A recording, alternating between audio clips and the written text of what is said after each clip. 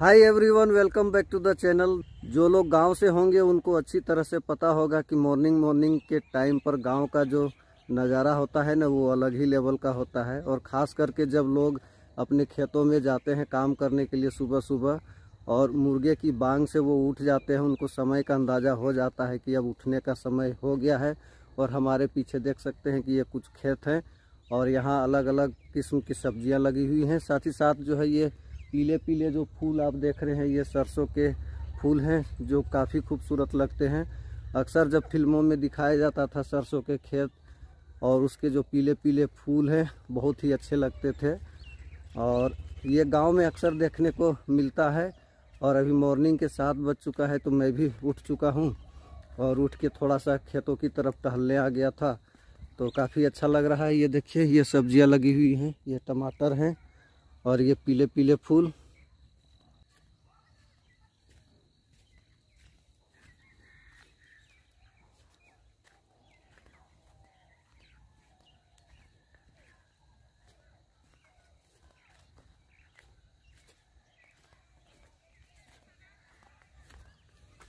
ये देखिए, बीच बीच में गोभी है और फिर इसमें लहसुन के पौधे हैं।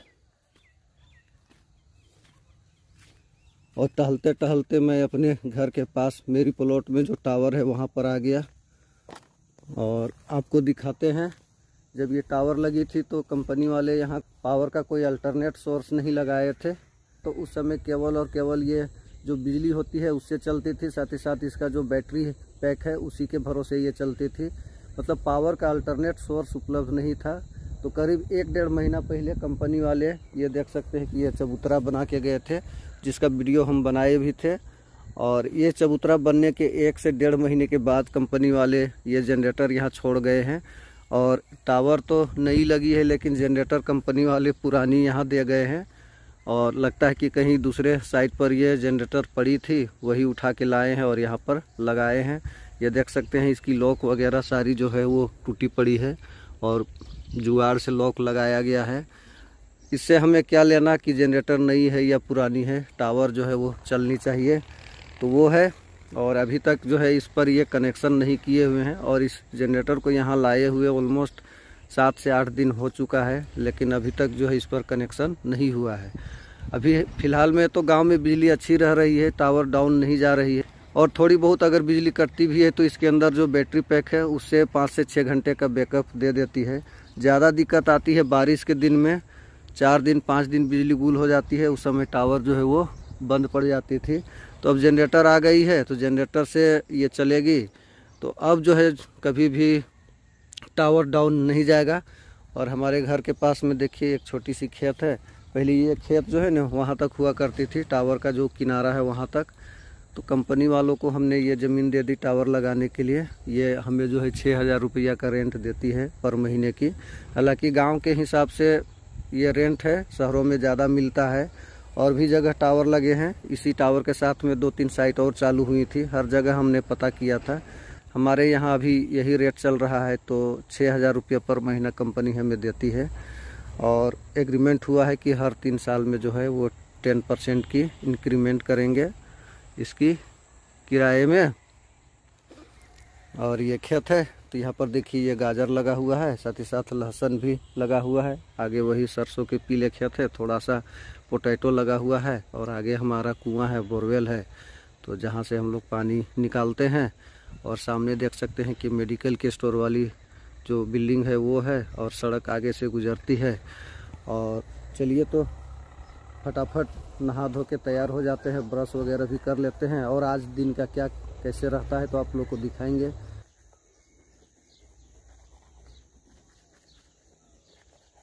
यहाँ पर हमारा बोरवेल है और ये अमरूद के पेड़ है, इधर पपीता का पेड़ है, इधर भी पपीता है देखिए। और इधर में बागवानी लगाया हुआ है, इधर में केले के बहुत सारे पेड़ लगे हुए हैं और ये पोटैटो है। और मैं बोल रहा था कि हम लोग गाँव में अक्सर लकड़ी वाली जो दातुन आती है ना, पेड़ वाली, उससे ब्रश करते हैं, लेकिन कभी कभी इससे भी ब्रश कर लेते हैं, जो फाइबर वाला ब्रश होता है। चलिए पहले ब्रश कर लेते हैं, फिर आप लोग को मिलते हैं।